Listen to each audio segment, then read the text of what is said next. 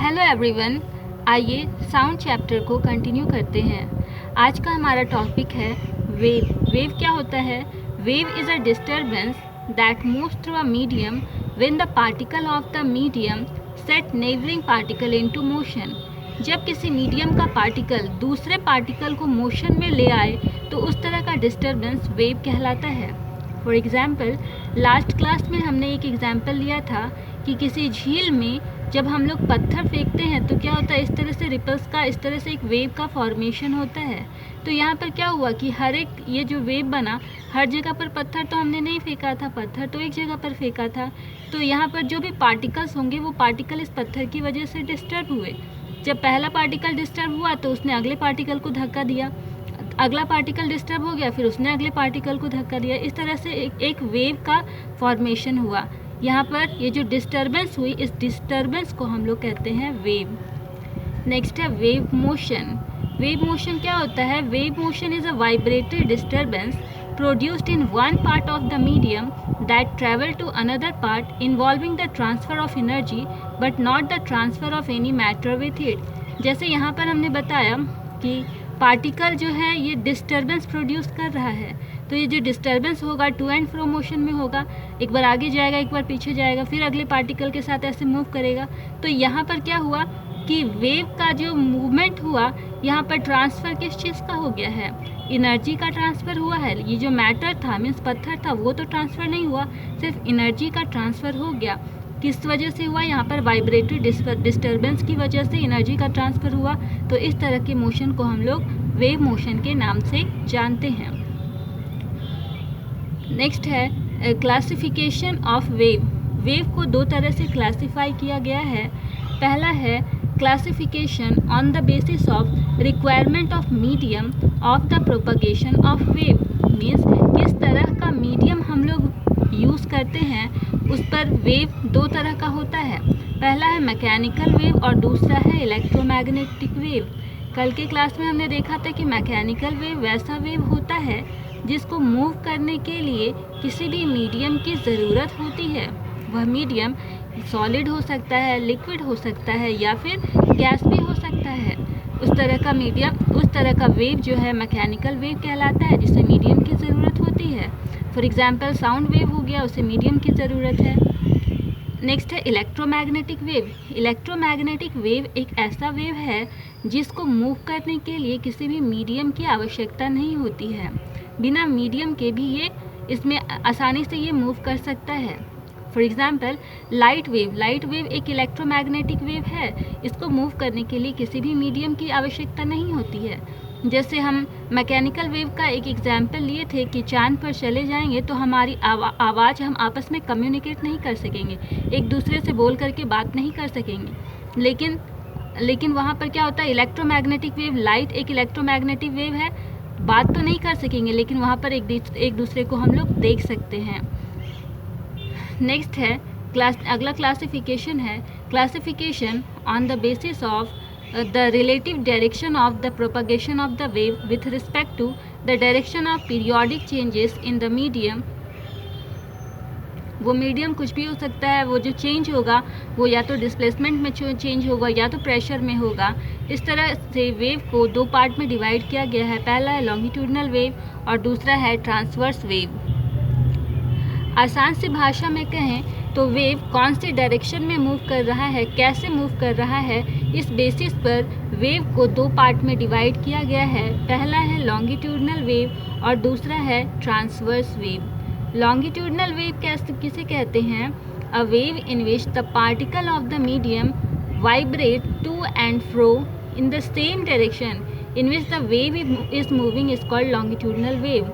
मान लिया कि ये एक वेव है, वेव जो है इस डायरेक्शन में मूव कर रहा है और पार्टिकल भी इसी डायरेक्शन में मूव कर रहा है, टू एंड फ्रो वे में। तो इस तरह का मोशन, इस तरह का जो वेव यहाँ पे फॉर्म हुआ, इसको हम लोग लॉन्गिट्यूडनल वेव कहते हैं। यहाँ पर particle to and fro motion में मूव कर रहा है, इस तरह का वेव लॉन्गिट्यूडनल वेव कहलाया। लॉन्गिट्यूडनल वेव में दो चीज़ों का फॉर्मेशन होता है, कॉम्प्रेशन और रेरिफैक्शन। कॉम्प्रेशन क्या होता है?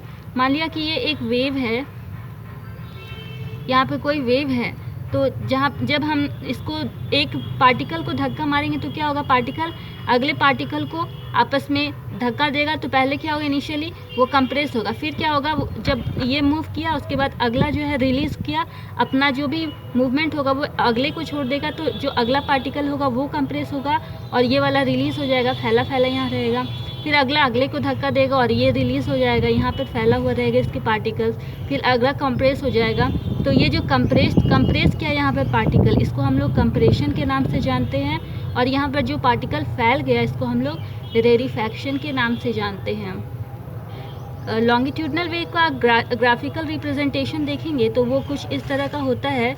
एक्स एंड वाई एक्सिस में ये जो अपर पोर्शन है, जहाँ पर ये जो दिखलाया गया है, इसको हम लोग कंप्रेशन के नाम से जानते हैं। और ये जो ग्राफ में जो नीचे पोर्शन दिखलाया गया है एक्स एक्सिस के डाउनवर्ड डायरेक्शन में, इसको हम लोग रेरिफैक्शन के नाम से जानते हैं।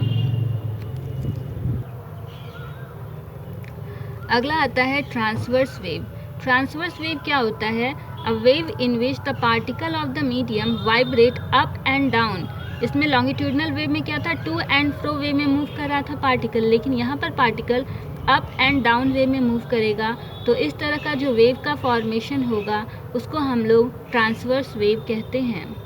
फॉर एग्जाम्पल, कोई भी एक रस्सी वाला एग्जाम्पल हम लोग ले सकते हैं कि एक रस्सी को यहाँ पर हमने बांध दिया है और उसके बाद में यहाँ से हम लोग, या फिर पकड़ के आप खड़े हो जाइए, उसके बाद उसको मूव करवाइए तो रस्सी इस तरह से मूव करेगा। तो इस तरह का मूवमेंट क्या हुआ, अप एंड डाउन मूवमेंट हुआ। तो इस तरह जो ये वेव का फॉर्मेशन हुआ इसको हम लोग ट्रांसवर्स वेव कहते हैं।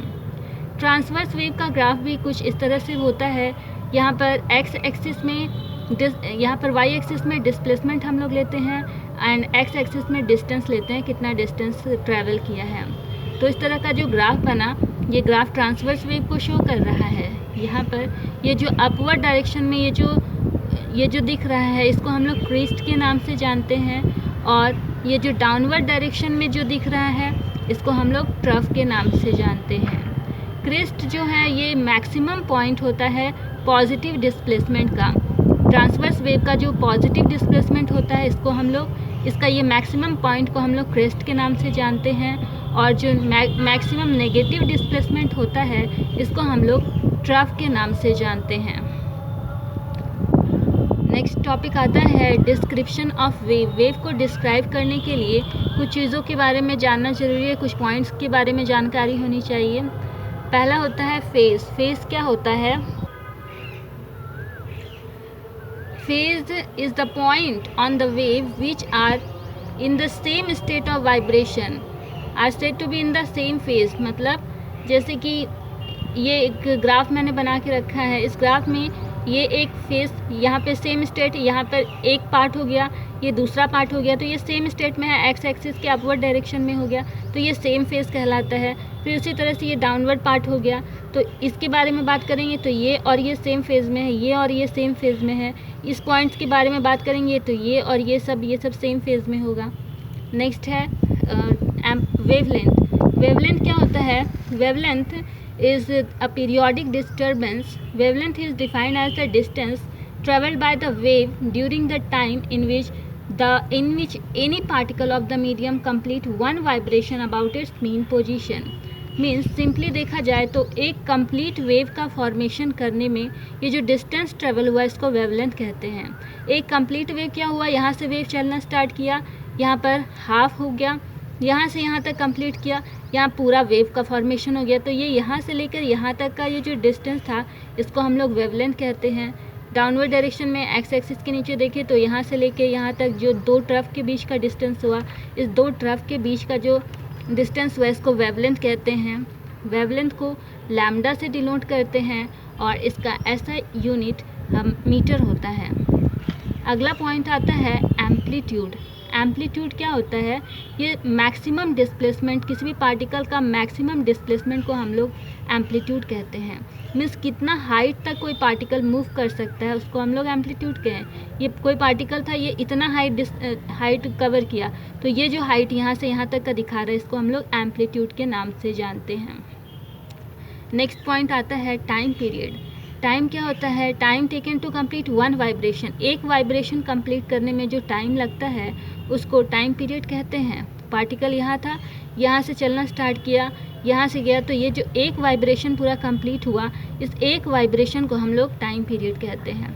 फ्रीक्वेंसी क्या होता है, टाइम पीरियड को टी से डिनोट करते हैं, और फ्रीक्वेंसी के लिए फ्रीक्वेंसी क्या होता है, number of vibration per second. एक सेकेंड में बॉडी कितना बार वाइब्रेट करता है उसको हम लोग फ्रीक्वेंसी के नाम से जानते हैं। फ्रीक्वेंसी को हम लोग न्यू से डिनोट करते हैं और इसका ऐसा यूनिट होता है हर्ट्ज। टाइम को टी से डिनोट करते हैं और टाइम का ऐसा यूनिट होता है सेकेंड। नेक्स्ट आता है relation between time period and frequency. Frequency और टाइम पीरियड के बीच रिलेशन क्या होता है देखते हैं। फ्रीक्वेंसी क्या होता है, अभी हमने पढ़ा था कि frequency is the number of vibration per second. तो इसको हम लोग कहते हैं frequency is equal to 1 by time period. Frequency और टाइम पीरियड के बीच में ये रिलेशन होता है, जिसको याद रखना है, न्यूमेरिकल बनाने के लिए ये यूज़ होगा। अगला होता है relation between wave velocity, frequency and wavelength. Wave velocity, frequency और वेवलेंथ के बीच में क्या रिलेशन होता है, तो wave velocity is equal to distance travelled by the wave divided by time taken, और distance travelled by wave is equal to होता है आपका न्यू इज इक्वल टू होता है लैम्डा बाय टी, और इसका दूसरा फार्मूला वेव वेलोसिटी का हो सकता है फ्रीक्वेंसी इंटू वेवलेंथ। डिपेंड करता है कि क्वेश्चन में कैसा पूछा जा रहा है। अब मान लेते हैं कि एक क्वेश्चन आपसे पूछा गया कि कोई भी साउंड वेव है जिसका कि फ्रीक्वेंसी 200 हर्ट्ज दिया हुआ है, तो फ्रीक्वेंसी को न्यू से डिनोट करते हैं, उसका फ्रीक्वेंसी 200 हर्ट्ज दिया हुआ है, तो उसका टाइम पीरियड हमको फाइंड करना है। तो क्या करेंगे, फॉर्मूला क्या होता है हम लोग जानते हैं, फ्रीक्वेंसी इज इक्वल टू क्या होता है, nu, frequency is equal to होता है 1 बाई टाइम पीरियड। अभी पढ़े थे frequency is equal to 1 by time period, तो 1 बाई टाइम पीरियड हमें पता नहीं है, तो टाइम पीरियड को LHS में लिख सकते हैं। टाइम इधर हो जाएगा 1 बाई फ्रीक्वेंसी का वैल्यू कितना है 2200, इसको कैलकुलेट करेंगे आएगा 0.005 सेकेंड। ये हो गया आंसर। अब एक और क्वेश्चन हो सकता है। एक और क्वेश्चन है कि मान लिया कि कोई रेडियो स्टेशन है जिससे कि एक वेवलेंथ 219 मीटर का वेवलेंथ ट्रांसमिट होता है। तो वेवलेंथ क्वेश्चन में दिया हुआ है 219 मीटर, और उसका फ्रीक्वेंसी जो दिया हुआ है रेडियो स्टेशन का जो वेव ट्रांसमिट हो रहा है उसका फ्रीक्वेंसी दिया हुआ है 1370 किलो हर्ट्ज में फ्रीक्वेंसी दिया हुआ है।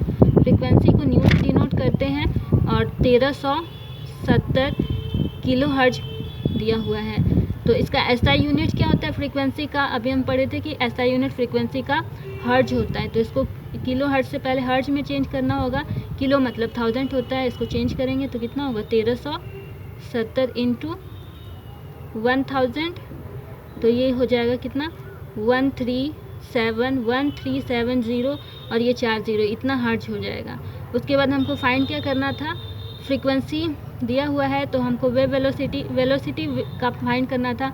वेव वेलोसिटी के लिए फार्मूला क्या होता है, v is equal to frequency into wavelength. Frequency हमारे पास में दिया हुआ है और वेवलेंथ भी दिया हुआ है। फ्रीक्वेंसी हम कितना फाइंड किए हैं अभी 1371234 हो गया, 1 2 3 और ये 40, और इंटू वेवलेंथ कितना है 219 मीटर दिया हुआ है 219। इसको कैलकुलेट करेंगे, जो भी आंसर आएगा आंसर आ जाएगा आपका, कैलकुलेट कर लेंगे, आंसर आ जाएगा आपका 3 × 10⁸ मीटर पर सेकेंड। यही हो जाएगा आंसर, सिंपल सा। ठीक है, तो आज के लिए इतना ही, फिर मिलते हैं नेक्स्ट क्लास में। तब तक अपना ध्यान रखें और पढ़ाई करते रहें। वीडियो को लाइक शेयर और सब्सक्राइब करना ना भूलें। Thank you for watching the video. Bye bye.